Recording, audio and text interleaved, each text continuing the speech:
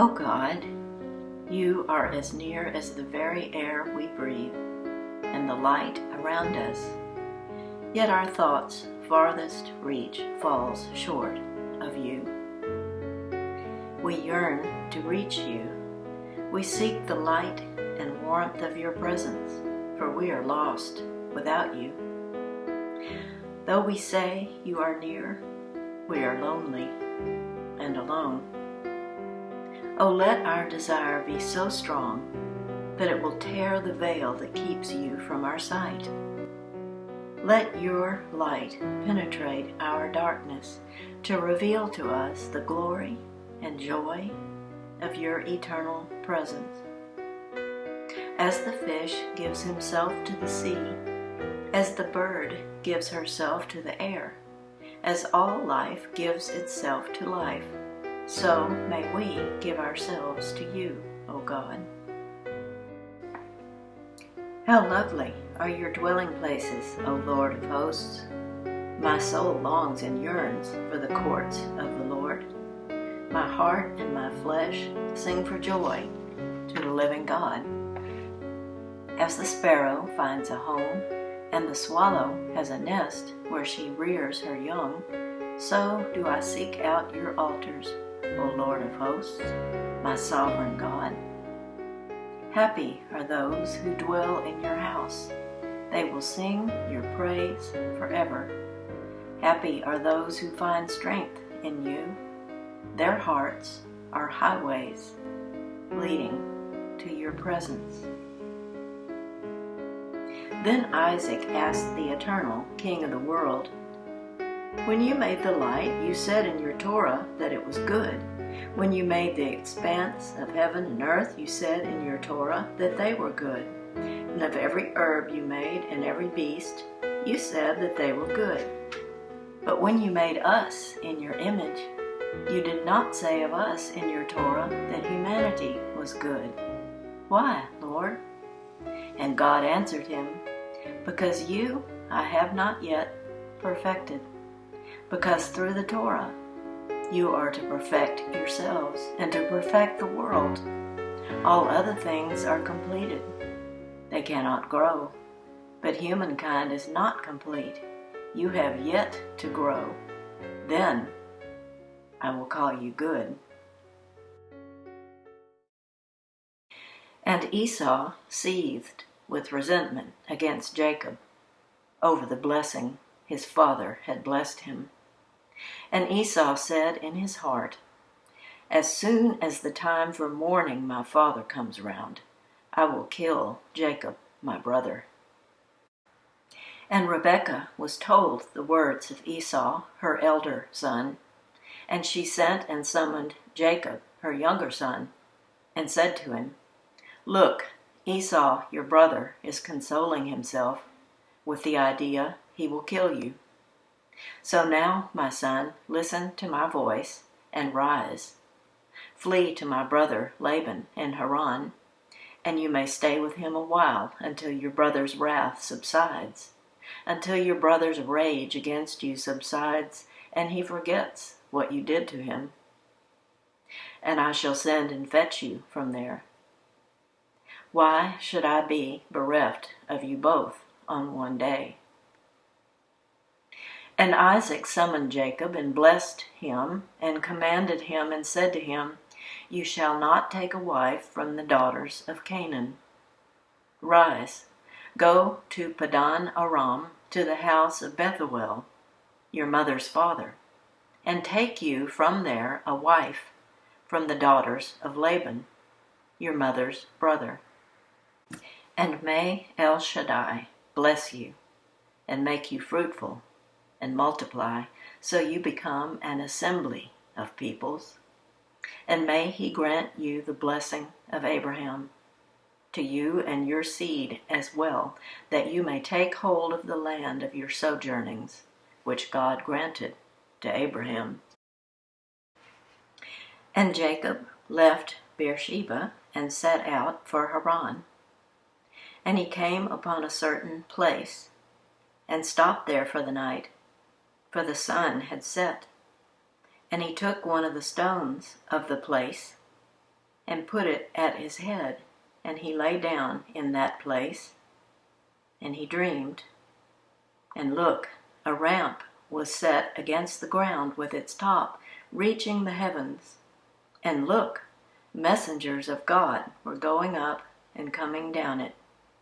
And look, the Lord was poised over him, and he said, I, the Lord, am the God of Abraham, your father, and the God of Isaac. The land on which you lie, to you I will give it, and to your seed. And your seed shall be like the dust of the earth, and you shall burst forth to the west, and the east, and the north, and the south, and all the clans of the earth shall be blessed through you and through your seed.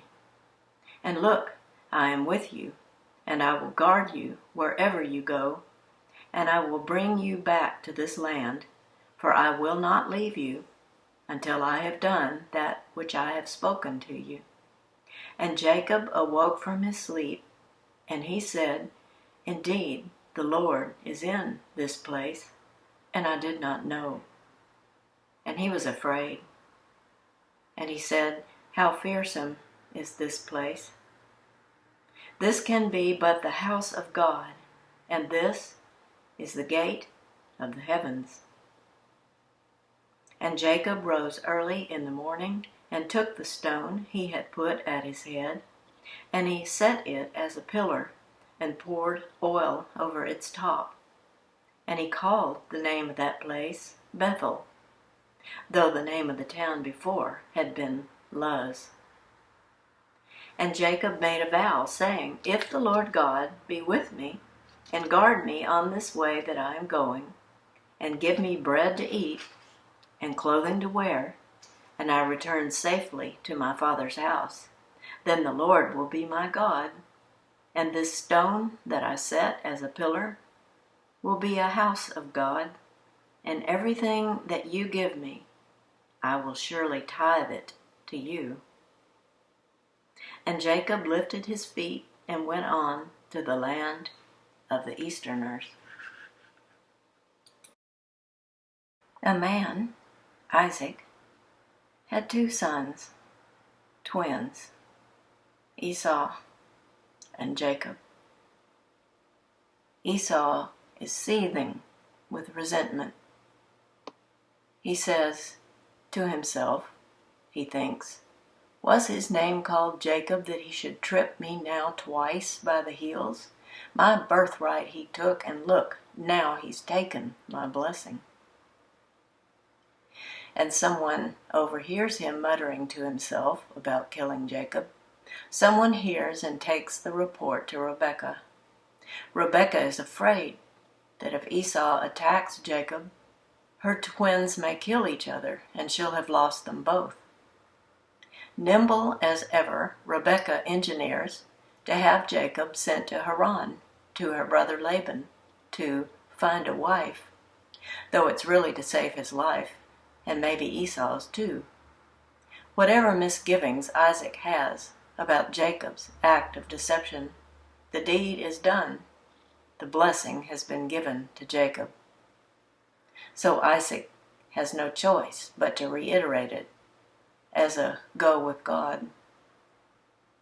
In chapter 28, we need to listen to the word place. He came upon a certain place. He took one of the stones of the place. He lay down in that place. Indeed, the Lord is in this place. How fearsome is this place! And he called the name of that place Bethel. The point here is that an anonymous place, where Jacob decides to spend the night, is transformed into Bethel, which means house of God. I wonder if there might be something here for us. Have you heard the term thin place? This is a place where the veil between this world and the eternal world is thin, so thin you can almost walk between the 2 worlds. Somehow, worn out from his trip, and with the sun going down, Jacob was drawn to just such a place. In the dark night of this pandemic, may there be thin places where we can access new energy. God certainly gives Jacob a blast of new energy, confirming Isaac's blessing while making it much more vivid. Of course, it's not just vivid, but terrifying to fall into the hands of the living God, which Jacob is appropriately terrified. Still, he makes it through the night and behaves appropriately in the morning, ritually dedicating the place with stone and oil. Then he lifts his feet and heads for Haran. I'm afraid that Jacob has a long, long way to go, just as others have suffered for his actions. So he will suffer and wrestle till the end of his days. But there will be consolations. There will be joy. God does keep his word. Lead, kindly light, amid encircling gloom, lead thou me on. The night is dark, and I am far from home, lead thou me on. Keep thou my feet, I do not ask to see the distant scene, one step enough for me. I was not ever thus, nor prayed that thou shouldst lead me on. I love to choose and see my path, but now lead thou me on. I loved the garish day, and spite of fear, pride ruled my will. Remember not past years. So long thy power hath blessed me, sure it still will lead me on. O'er moor and fen, o'er crag and torrent, till the night is gone. And with the those angel faces smile, which I